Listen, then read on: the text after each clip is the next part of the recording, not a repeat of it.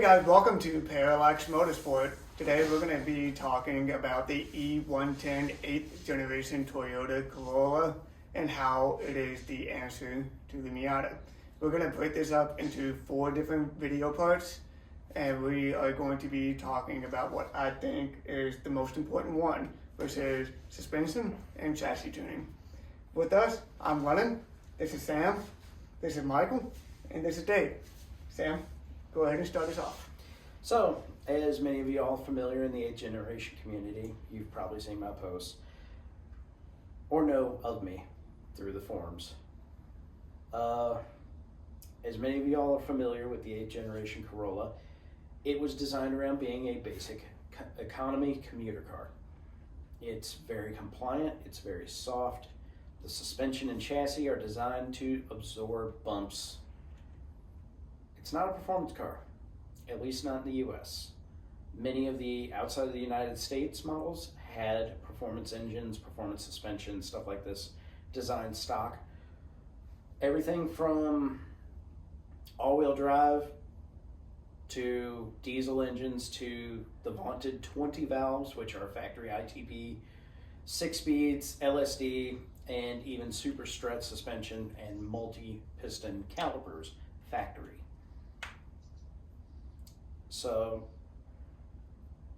one of the big things that we had to address with the suspension was the softness. Not only the softness, but the compliance of the bushings. So what we did was we had to address the weak link of the factory compliance bushings, which for track use is definitely not good enough. We actually bought some brand new parts from Moog, which used to be a good brand, but I am disappointed in them because we bought some front lower control arms and it did not survive more than 2 track days. The bushings were fully separated from the body immediately. Quality control issue right there. Quality control and or too soft of a rubber. Mm-hmm. So the first thing I would recommend is if you're serious about doing any kind of track event, look into a good set of polyurethane bushings. Our go-to, which I run these on my 99, is SuperPro. So we contacted them about getting the front control arm set with added caster, as well as the rear trailing arms. And we combined that with mixing in the Techno tuning lateral links, the rear control arms in the rear, which are spherical. So that really firmed up the rear end, as well as firmed up the front and gave us added caster to correct some of our issues with overheating our front tires because we had annealing points that were going past where they needed to be. So we could correct some of that. And with the Heim joints in the back, you're an alignment guy, which, Dave, you do a lot of alignments, don't you? I do. And when we have McPherson struts, we have 2 bolts on the top and bottom strut where you have to adjust all of that. I assume that you are not a fan of that. So with the Heim joints, how much faster is it? It is quite a bit faster. To be perfectly transparent, though, I actually don't deal with a lot of strut stuff when I'm doing alignments. But when you do...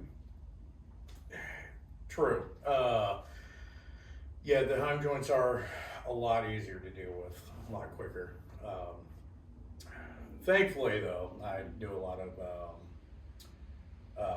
rear control arm adjustments rather than on the strut side. Replacing the Heim joint's a lot cheaper and easier than replacing the whole control arm too. Yep. And there's many standard sizes you can find anywhere on the web. McMaster Car is probably the biggest one. It's like $10, if that. Yep. And the whole purpose of this is to make sure that it is easy to maintain, easy to replace, and easy on all of the other things like your alignment guy. They will thank you. Yep. 100%. If something breaks at the track, about 10-minute fix, and he's back on the And on the track. Many a times with Heim joints, they actually give you a a long notice before they actually go. Many of the ones designed for suspension actually are Teflon lined, and you'll start hearing clunking and all kinds of noises long before anything actually fails.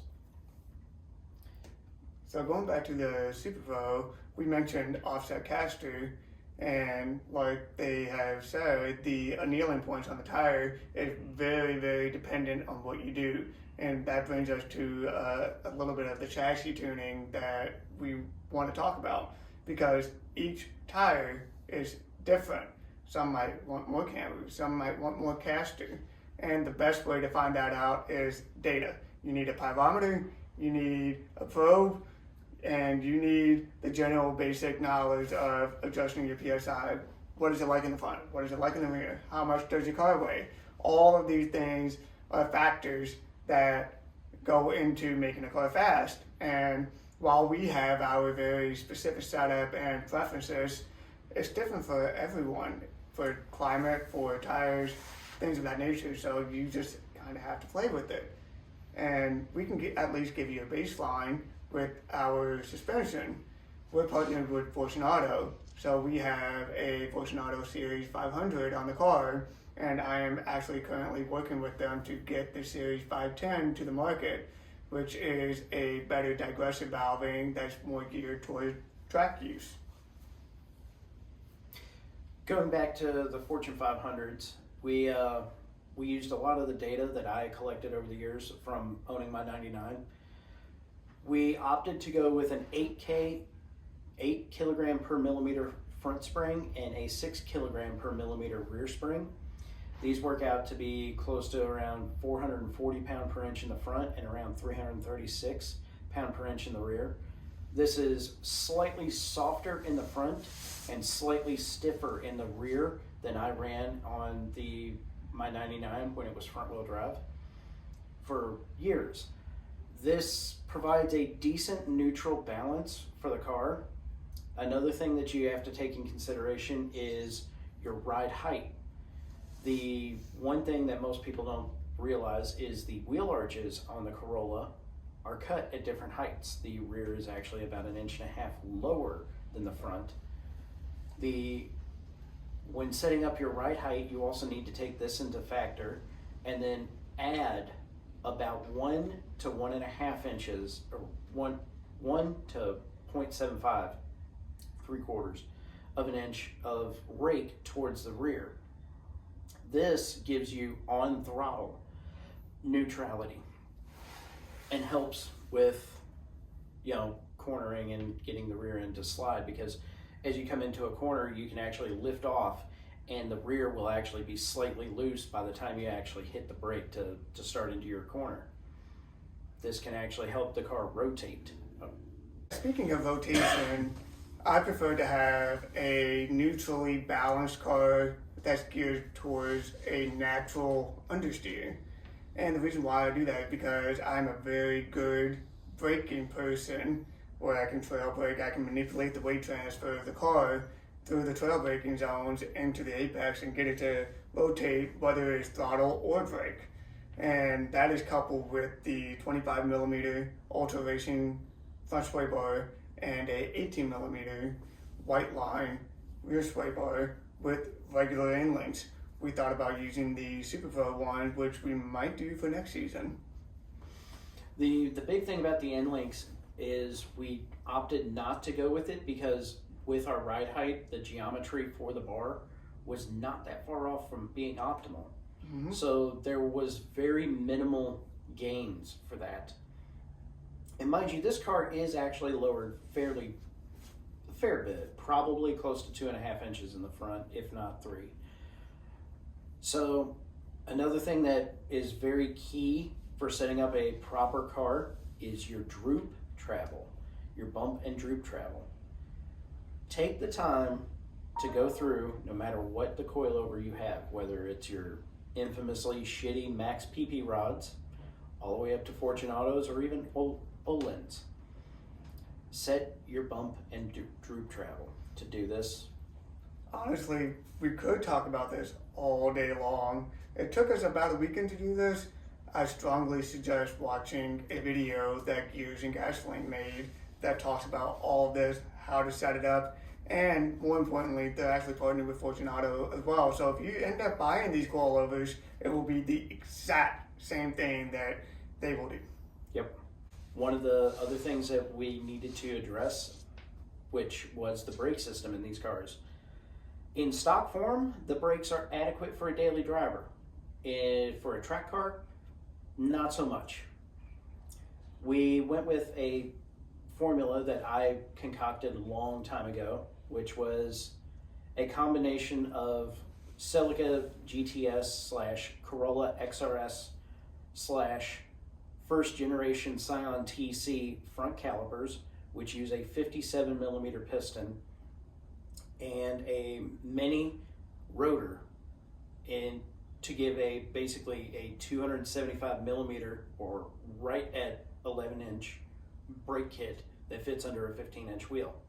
I strongly suggest getting the high carb voted from the Mini is the R53 voted Yes. for the supercharged one, which is 275 millimeters, like you said. Yep. The high carbon actually helps it reduce the chances of warping under repeated heating and cooling cycles, which on track, that's all you're doing. You go out, you heat them up, you come back, let it cool off. We are running a Hawk HP Plus pad in the front. After the entire season, we've had almost no wear from the pads. The big thing about the 275 millimeter brake kit is it is very, very good at being able to be modulated. So if you're good with braking, you can go out there and not lock up the brakes. It still provides enough bite that you can lock up the brakes if you just slam on it, even on sticky RT660s. The next part we need to address was the rear disc brakes, or lack thereof, on the stock car. And that had been an absolute thorn in our sides for about a good part of half a year or so, Yeah. I would say. We were running all new hardware with the drum brakes. We serviced it, we adjusted it, we bled the brakes, we put new wheel cylinders, we did everything you could possibly think of. And when this car was in the air, if someone pressed the brake pedal, There was not enough brake bias to the rear to actually stop the wheel with the wheels completely off the ground. so effectively we had half of our braking on the track. And what this did was it would make the car wiggle really bad when you were pressing that threshold. Not only just the wiggle, but you're also increasing your braking zones now. And one of the big things about being on a track is you want to decrease the brake zone. It's not about how late you start braking either. It's more about when you let off the brake. And most people don't think about how to brake on a track. It's you literally stab the pedal right away and then slowly, progressively let off. Versus on the street, it's the exact opposite. You slowly give it more until you're close to full, if needed. So speaking of the drum brakes getting converted over to the rear disc, what we did was we went with a 6th generation Celica rear disc swap, which is a rotor and hat design, where we swapped out the backing plate that had the caliper mount. And this is legal for our racing class that we have in Red Light for Sunday Cup, because knuckle swaps are not allowed. Yes, it's one of the few that actually allows us to bolt on rear discs. The other one would be factory AE 111 rear disc brakes, but unfortunately in the United States, you're often looking at about $500-600 just to get used parts into the United States, and that's not guaranteeing that the parts are in good shape. And we wanted to have the intent to be able to have easily serviceable consumables. So finding a car like the 6th generation Celica that parts are sold here, we can easily get, makes it cheap to service, cheap to run, and you get the same size and better braking, in my opinion. And we're actually able to lock up the rears when the car is jacked up in the air. You couldn't do that with the drum brakes. There's no way. We were also bleeding the brakes with a vacuum bleeder, which actually helps a lot. You push the air out faster, you push more air out of your system, and you don't need two people to bleed the brakes. You can do it by yourself. Yes.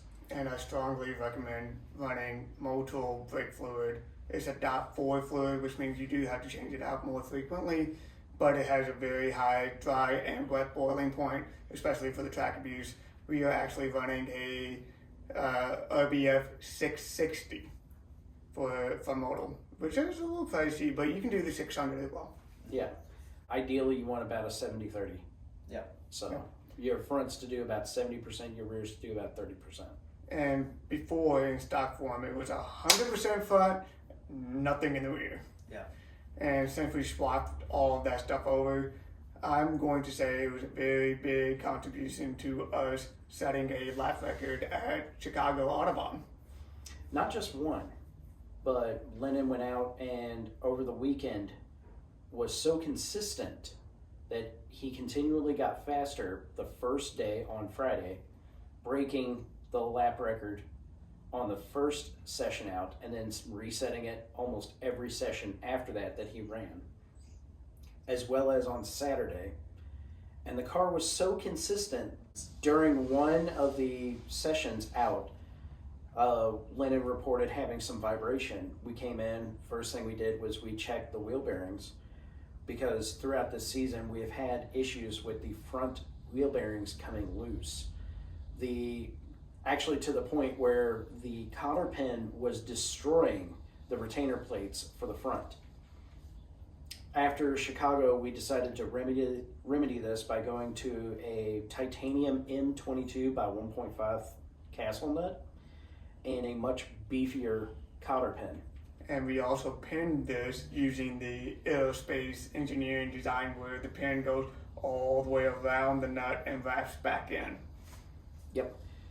On top of that, we adjusted the front torque of our wheel bearings, which factory is supposed to be 166 to right at 200.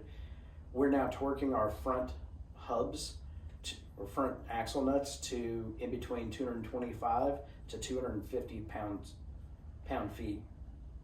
The other thing I need to say is in the rear, anytime you replace the rear hubs, double check the torque on them. Unstake them, make sure that they're torqued to at least 75 to 100 foot-pounds in the rear, as we got a unit that was not properly torqued out of the box. I'm not going to name names on what brand, but go through, double check the torque.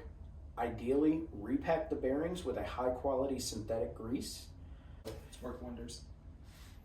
And we doped up the rears hardcore with this, and it has been wonderful.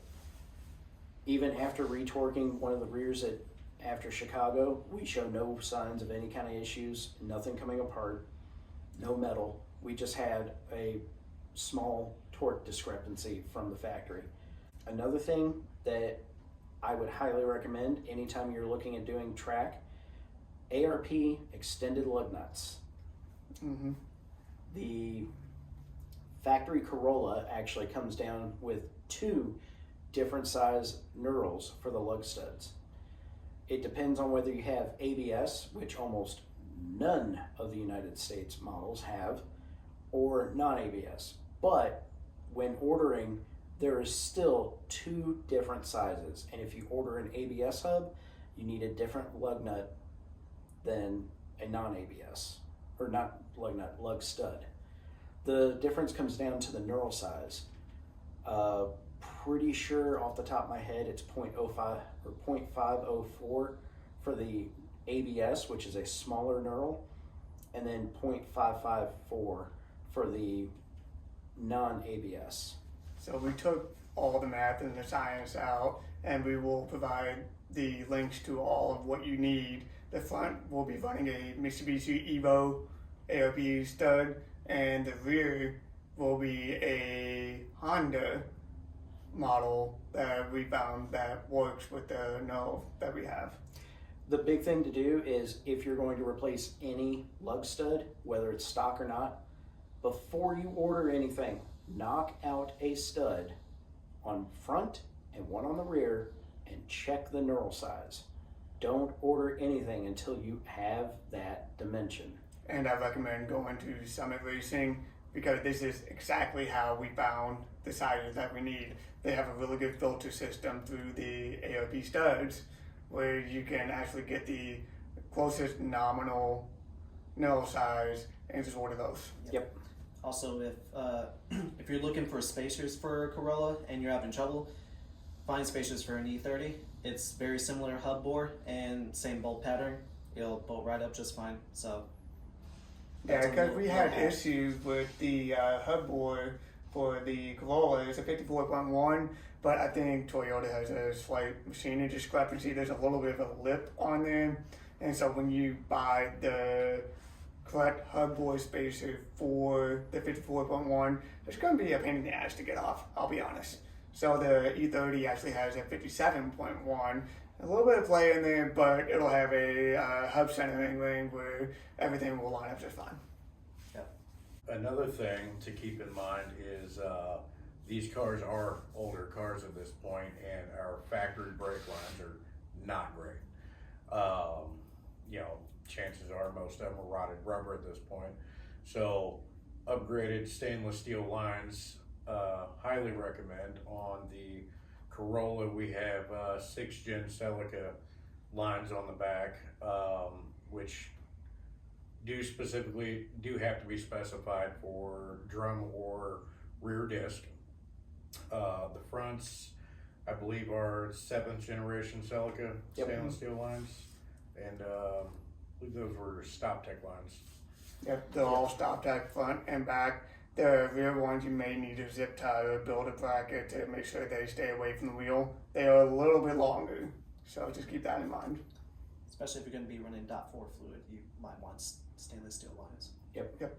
Another thing to actually check and inspect is your actual hard lines. One of the first things that we had after getting this car back together is we actually had a hard line blow out underneath the car, and we actually had to replace 2 of them due to rust and rot. So that was a fun job. Use Sucks, but it's better that it happens in a driveway than on a track. If you have to replace the hard lines, use copper nickel alloy hard lines. You can get that from AutoZone. Very easy to bend. You can do it by hand. Very easy to flare, and it doesn't corrode like a steel line would. Yep, and you don't want any kind of questions when you come down to a critical system like brakes. You want the confidence to know that you're going to hit the pedal and you're going to be able to stop. Yep. And we would like to go ahead and conclude all of this by just saying that we're giving you a very good baseline of how to do a track car.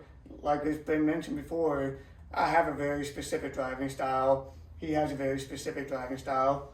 He has a very specific driving style. He has a very specific driving style. And what that means is you have to be able to tune the chassis to what you want. We opted for the 8K, 6K spring race from earlier because that's what fits all of our driving styles with how the car is going to behave in the corners. Not only that, the alignments are going to be very different as well. And we would like to go ahead and give you a good baseline alignment spec to be able to start there and then fine tune from there.